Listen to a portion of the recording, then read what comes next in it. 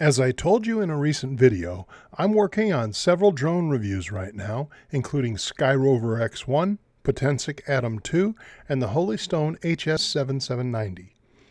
In the past 2 days, I released 2 videos showing sample footage from the Potensic and the Skyrover, the 2 mini drones I'm testing. Now, I have my own opinions on minis, but as I've been flying these drones, I started to wonder how you all felt about them.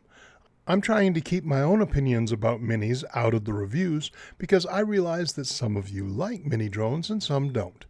But I got to thinking, how do those numbers break out? What do you all think of minis? A few days ago, I set up a poll where I asked you just that. What do you think of mini drones? Love them? Hate them? Necessary evil because of government bullying? Where do you stand? The link to this poll is in the description, and I'll put it in the upper right corner of this video now if I can figure out how to make that work. Please, tell me what you think.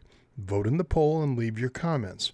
I'm going to do a summary video to explain how I feel about mini drones, but I want to include your perspectives as well, so please vote and let me know what you think. Follow the link in the comments, do the poll, and make your voices heard. Don't forget to subscribe and like the video, and watch for reviews coming soon.